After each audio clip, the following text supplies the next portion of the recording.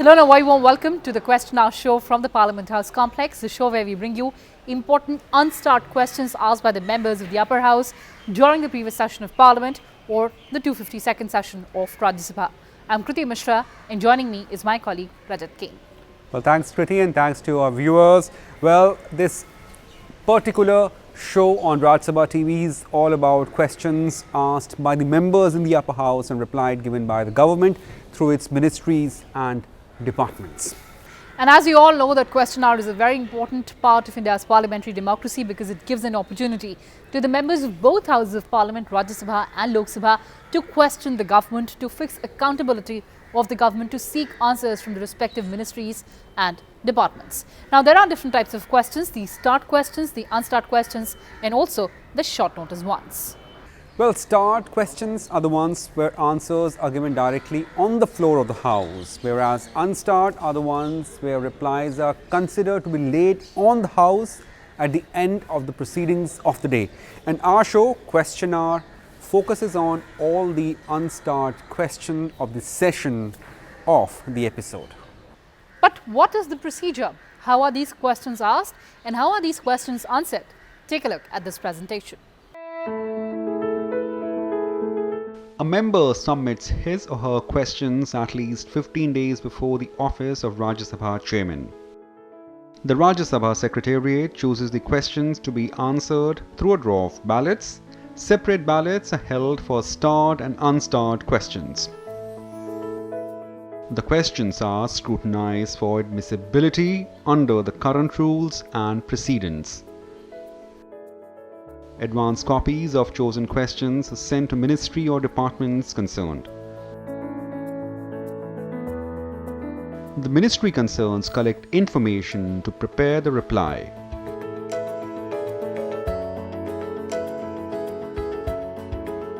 The minister concerned reply to starred questions on the floor of the House and provides written answers to unstarred questions.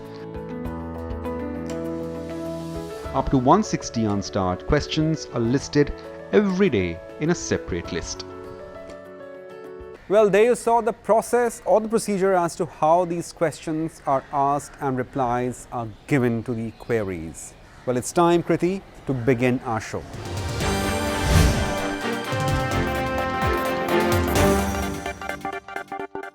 Well, the first question of this episode is from the member SUSHIL Kumar Gupta, and his query is from Ministry of Education. The member has sought details about the new Education Policy 2020 or NEP 2020 in regarding to how it's been devised so as to prepare our students and younger generation to cope up with opportunities as well as the challenges. An elaborate reply has been given to this question asked by member SUSHIL Kumar Gupta, and the response has been given by Minister of Education Ramesh Pokhriyal Nishank. And he says that this education policy focuses on the dynamic fundamentals and also focuses on how children should learn to learn. Well, the detailed reply follows. The key overall thrust of the National Education Policy 2020 as laid down in the fundamental principles that will guide both the education system at large as well as the individual institutions within it. It emphasizes on conceptual understanding rather than rote learning and learning for exams. The focus is on children learning how to learn. It aims not only cognitive development but also building character and creating holistic and well-rounded individuals equipped with the 21st century skills. The government further says that NEP emphasizes to bring out school children back to schools to prevent children from dropping out by providing effective and sufficient infrastructure in the schools, regular trained teachers at each stage, safe and practical conveyances or hostels alternatives and innovative education centers, and by achieving universal participation in school by carefully tracking students as well as their learning levels. Further, under centrally sponsored scheme of Samagra Shiksha, financial assistance is provided to the states and UTs for various activities to reduce number of dropouts, which include opening or strengthening of new schools up to senior secondary level, construction of school buildings and additional classrooms, setting up, upgradation and running of Kasturba Gandhi Balika Vidyalayas, setting up of residential schools, hostels, free uniforms, free textbooks, transport allowance and undertaking enrollment drives, residential as well as non-residential trainings for mainstreaming of out-of-school children or seasonal hostels or residential camps. Also, financial assistance is provided for inclusive growth of children with special needs, and midday meal is also provided to children at the elementary level. And in fact, Rajat, member who asked this very important question, is joining us on the Question Hour show through virtual platform. Mr. Sushil Gupta, welcome to Rajya Sabha TV, and thank you so much for joining us, sir. Thank you very much. So during the 252nd session, you asked a very important question on NEP or National Education Policy. The government has given an elaborate response. What is your take on government's reply? Ramesh Pokhriyal साहब जो हमारे वर्तमान शिक्षा मंत्री हैं, उनका नाम HRD minister से बदल के शिक्षा मंत्रालय कर दिया गया है। उन्होंने मुझे 15 लाइन का जवाब दिया, जिसके अंदर एम्फेसाइज किया गया कि बच्चे को स्कूल ड्रॉप आउट बच्चे को स्कूल में लाने की हम प्रयत्न करेंगे। उसमें 3 दफा रेजिडेंशियल स्कूल्स की बात की गई है, हॉस्टल्स की बात की गई है। दुर्भाग्य से दिल्ली का जो मास्टर प्लान है वो भी केंद्र सरकार के अधीन है। अभी तक DDA ने इसके अंदर रेजिडेंशियल स्कूल की कोई प्लानिंग नहीं की है। सिर्फ 2 एकड़ लैंड ही दिल्ली में स्कूल के लिए रिजर्व की जाती है। पहले जो कंपोजिट स्कूल का प्लान होता था, जिसके अंदर ये कहा जाता था कि रेजिडेंशियल स्कूल भी होगा, खेलकूद के ग्राउंड भी होंगे, वो इस मास्टर प्लान में बिल्कुल भी प्रावधान नहीं है। मैं आपके चैनल के माध्यम से शिक्षा मंत्री जी से भी निवेदन करूंगा कि वो अपने urban development minister Hardeep Puri ji को लिखें, ताकि दिल्ली के अंदर जो आपकी नई शिक्षा नीति है उसके हिसाब से रेजिडेंशियल स्कूल बन सके और मास्टर प्लान में उसका प्रोविजन हो सके। मैं ये भी कहना चाहूंगा कि इस नई शिक्षा नीति के अंदर 2035 तक 50% बच्चों को हायर एजुकेशन पे ले जाने का जो बताया गया है और 6% GDP का शिक्षा के क्षेत्र में खर्च करने की बात की गई है। परंतु खेल कूद के क्षेत्र में क्या प्रोग्रेस होगी बच्चों की नई शिक्षा नीति के अंदर, उसका विस्तार से कोई उल्लेख नहीं किया गया है। क्योंकि अगर हम ओवरऑल डेवलपमेंट चाहते हैं तो शिक्षा के साथ साथ उसका खेल कूद का विकास, शारीरिक विकास भी मस्तिष्क विकास के साथ में बहुत जरूरी है, ताकि एक संपूर्ण मनुष्य बच्चा बन सके। उसके मन के अंदर जो संस्कारों की बात है, जो हमारे परंपरागत संस्कार हिंदुस्तान के अंदर रहे हैं, उनको इनकलकेट करने की जरूरत है। उसका भी इस शिक्षा नीति के अंदर कुछ समग्र योगदान होना चाहिए, क्योंकि 35 साल से देश एक नई शिक्षा नीति के इंतजार कर रहा था। नई शिक्षा नीति आई है, परंतु नई शिक्षा नीति पुराने लिफाफे से बाहर निकलनी चाहिए। क्योंकि अभी तक हमारा सिस्टम था कि हम 10वीं का एग्जाम कराएंगे, 12वीं का बोर्ड का एग्जाम कराएंगे, फिर ज्वाइंट एंट्रेंस टेस्ट होंगे। अगर हमने हायर एजुकेशन पे ले जाने के लिए ज्वाइंट एंट्रेंस टेस्ट लेने हैं, तो ये जो बोर्ड का एग्जाम है, इसका एक फोबिया बच्चे के मन में रहता है। और वो मैं आपको बताना चाहूंगा कि जैसे 10वीं में हमारे आधे से ज्यादा बच्चे ड्रॉप आउट हो जाते हैं, क्योंकि उसको कंपल्सरी है मैथमेटिक्स और साइंस पढ़ना। और बहुत से बच्चे सिर्फ इसलिए आगे नहीं बढ़ पाते कि वो बेसिक मैथमेटिक्स और साइंस वहां पे क्लियर नहीं कर पाते। नई शिक्षा नीति के अंदर कहीं ना कहीं इसका प्रावधान होना चाहिए कि बच्चा जिस क्षेत्र के अंदर जाना चाहता है वो वही पढ़े, क्योंकि वहां पे उसका मन चलता है और वो कार्रवाई कर सकता है।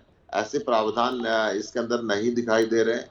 तो जो भी इसके आगे रूल्स बनेंगे नई शिक्षा नीति के, क्योंकि अभी तक ये कहा गया कि जो हायर एजुकेशन की अगर मैं बात करता हूं तो COA, AICTE, मेडिकल एजुकेशन का बोर्ड सब मिला के एक अप्रूवल बॉडी होगी जो सारे देश की हर प्रकार की शिक्षा की अप्रूवल देगी।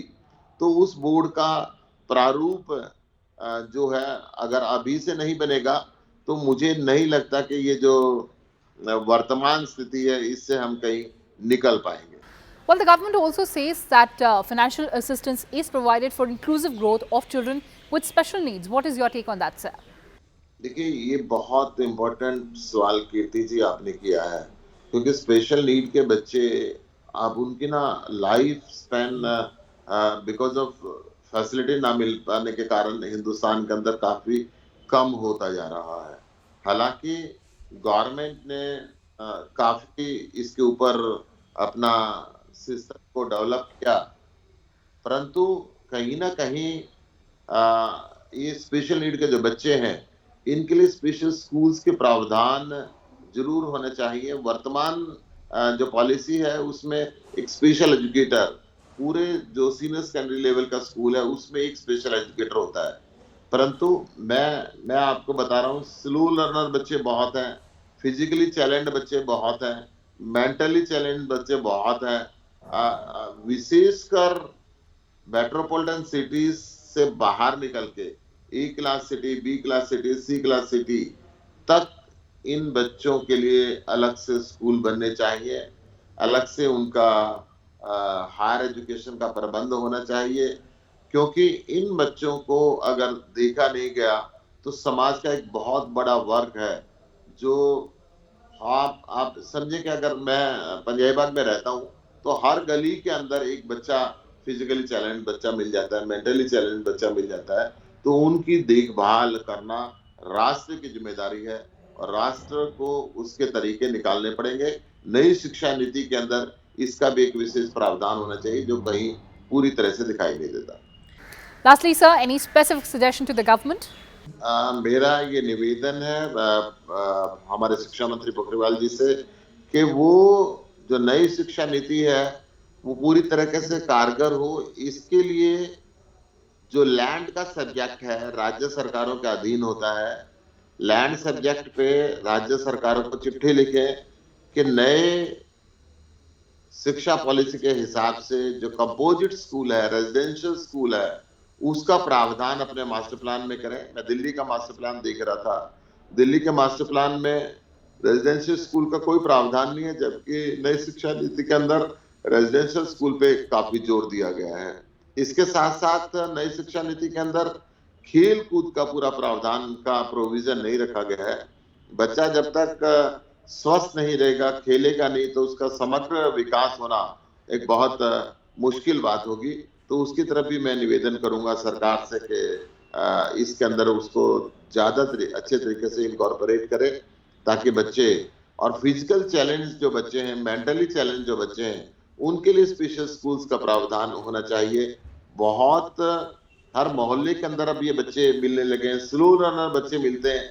आज सीबीएसई ने अभी तक प्रावधान किया सीबीएसई एफिलिएटेड स्कूल्स के अंदर कि एक जो टीचर है स्पेशल चैलेंज बच्चों के लिए एक टीचर हर स्कूल में होना चाहिए, परंतु बच्चों की मात्रा ये बढ़ती जा रही है और इनके लिए जो सामान्य स्कूल है उनके अंदर भी उन बच्चों का एडमिशन का प्रावधान होना चाहिए और जो फिजिकली और मेंटली चैलेंज्ड बच्चे हैं उनके लिए अलग से भी स्पेशल स्कूल होने चाहिए, क्योंकि स्पेशली जो मेंटली चैलेंज्ड बच्चे हैं वो सामान्य बच्चों के बीच के अंदर बैठ के वो डेवलपमेंट नहीं कर पाते हैं। उसका प्रावधान भी इस नई शिक्षा नीति के अंदर कहीं ना कहीं बेहतर तरीके से इनकॉर्पोरेट होना चाहिए, ताकि और एक जो हायर एजुकेशन के लिए जो एक रिकॉग्निशन बोर्ड बनाने की बात, बॉडी बनाने की बात है, सीओए, एआईसीटी, एनसीटी, इन सबको अलग अलग जो बॉडीज हैं इनको खत्म करके एक बोर्ड बनाने की बात है।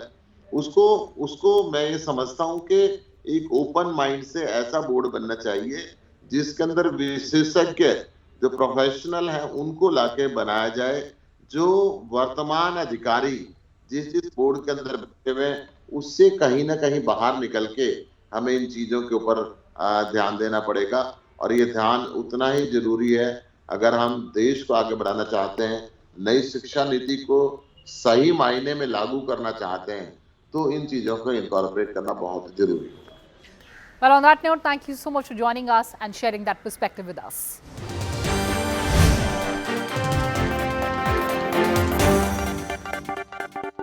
And now moving on to next question asked by member Rajiv Satav again from Ministry of Defence. In that case, the member has sought details if HAL is having any proposal to expand its logistic base in the country of Vietnam, Malaysia, Indonesia and Sri Lanka, and what steps has HAL taken so as to further its logistics.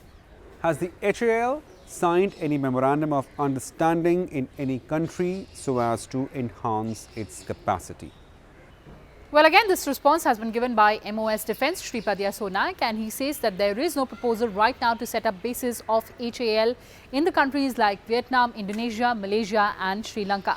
He also says that HAL has taken several steps to boost government's Make in India initiative that will nurture the entire aerospace ecosystem in India. HAL has entered into an MOU with Aeronautical Development Agency, which is ADA, for participation in design and development of advanced medium combat aircraft. HAL and CSIR NAL has signed an MOU for design, development, certification, production, marketing and life cycle maintenance of 19-seater Saras Mk2 aircraft. Also, Hindustan Aeronautics Limited, Israel Aerospace Industries Limited and Dynamatic Technologies Limited signed an MOU for marketing, manufacturing and selling of IAI's unmanned aerial vehicles, which is UAV. HAL and Wipro 3D, the metal additive manufacturing business of Wipro Infrastructure Engineering, have signed an MOU to design, develop, prove out, manufacture and repair of aerospace components using metal additive technology. HAL Avionics Division, Korva, signed an MOU with CSIR, CSIO, Chandigarh for indigenization of optical components or assemblies for airborne applications. In the answer, the Minister also gives the detailed reply on the number of officers who have resigned from HAL during the last 3 years. And in the year 2018, 62 officers resigned. In the year 2019, 59 officers resigned. And in the year 2020, till September 2020, 36 officers resigned. The government says that the reasons for the resignation of officers are career growth and other personal reasons. In HAL, the overall sanctioned strength of manpower, that is direct labour, indirect labour and officers, is assessed and approved as per the perspective plan of the company. The scheme for engagement of personnel on tenure basis in the non-executive cadre was introduced in the company in 2015 to meet the current new critical and time-bound projects of the company. The government has taken various measures for improving profitability of the company, such as Atmanirbhar Bharat Abhiyan and announcement of 101 negative import list of defence goods, which would facilitate to boost the domestic defence manufacturing base and help to establish a robust ecosystem for defence manufacturing. And this step would help the HAL or Hindustan Aeronautics Limited to source lot with supplies from the local or indigenous manufacturers, reduce the dependence on imports and also increase the profitability of the company. And moving on to the next question asked by member CM Ramesh, and this question is to the Ministry of Environment, Forest and Climate Change. And the member has asked the government about the steps taken for the plantation or afforestation. Moving on to the next question, and this one has been asked by member CM Ramesh, and this question is to the Ministry of Environment, Forest and Climate Change. And the member has asked the government about the steps taken for the plantation drive or the afforestation drive, and whether the central government also plans to convene a meeting of the state governments in this regard. A reply to this query is given by Minister of State for Environment, Babul Supriyo, and the minister says that the government has its policy to encourage plantation or tree plantation and afforestation. Here is a detailed response. Tree plantation and afforestation is cross-sectoral activity taken up by various ministries, departments under different central and state plan schemes, and also by NGOs, civil society and corporate bodies. Ministry of Environment, Forest and Climate Change promotes plantation as people's movement through various programs which encourages planting trees on degraded forest land in urban areas, on vacant lands and the bunds of farmlands for better ecological environment. The ministry also fixes annual afforestation targets for all states and UTs and monitors the tree plantation achievements by them. States and UT governments also carrying out various afforestation drives to achieve their afforestation targets. Further, this ministry implements two major afforestation schemes, namely National Afforestation Program for tree plantation in degraded forests through people's participation and National Mission for Green India for plantation on landscape basis. The funds collected under Compensatory Afforestation Fund Management and Planning Authority, that is CAMPA, is also used in plantation activity including compensatory afforestation. Government of India has disbursed an amount of 47,872.31 crore from national funds to 30 states and union territories, a share of respective states and UTs as per Compensatory Funds Act 2016. The state and union territory wise details has been furnished in the annexures. The ministry has organized a meeting of Forest Minister of all states and UTs on 17th of August 2020. wherein various initiatives taken by Ministry for Conservation of Environment and efforts made by states and UTs were deliberated in detail. It was emphasized in the meeting to enhance green cover and also augment quality of forest, which in turn facilitates reduction of pollution and provide better ecological environment. Further, the government has launched National Clean Air Program in 2019 to tackle the air pollution problem across the country, which targets to achieve 20 to 30% reduction in particulate matters concentration by the year 2024. Under NCAP, committees at central and state level, namely Steering Committee, Monitoring Committee and Implementation Committee, have been constituted for effective implementation and monitoring of the city-specific action plans to reduce air pollution. An amount of Rs 230 crore is allocated for implementation of City Action Plan under NCAP for 2020-21. Well, that was the Ministry of Environment's reply to the query on the afforestation and tree plantation drive across the country and the policy henceforth. Moving on to next question, or to the last question of this edition of the show, that was asked by member Neeraj Dangi from Ministry of Youth Affairs and Sports.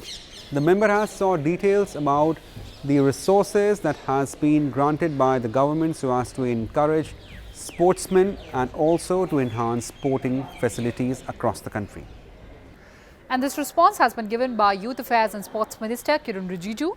And responding to this query by Neeraj Dangi, he says that National Sports Development Fund receives contribution from various organizations and individuals. An equivalent amount of matching contribution is made by the government for providing assistance to sports persons. Since inception of NSDF, 163.14 crore rupees has been raised. In addition, the government provides funds for development of sports from budget, which inter alia includes for organizing sports events, giving training to selected sports persons, upgradation of sports infrastructure, purchasing sports equipment, etc. However, sports being a state subject, the primary responsibility to create sports infrastructure for promotion, development of sports, including construction of stadium in states, rests with the respective state governments. The Department of Sports supplements such efforts under various schemes. Various devices and sports equipment are also provided to sports persons from time to time as per the requirement and type of sports discipline. And it is the continuous endeavour of the government to improve the performance of sports persons in India at every level of competition. So Rajat, these were the questions and answers in today's edition of the Question Hour show. Well, keep watching our program and you can also catch all the editions of Question Hour along with other programs on the online platform of Rajya Sabha TV, on the YouTube, and the latest developments in terms of news and current affairs on our Twitter handle. That's all we had for you. Take care and stay safe.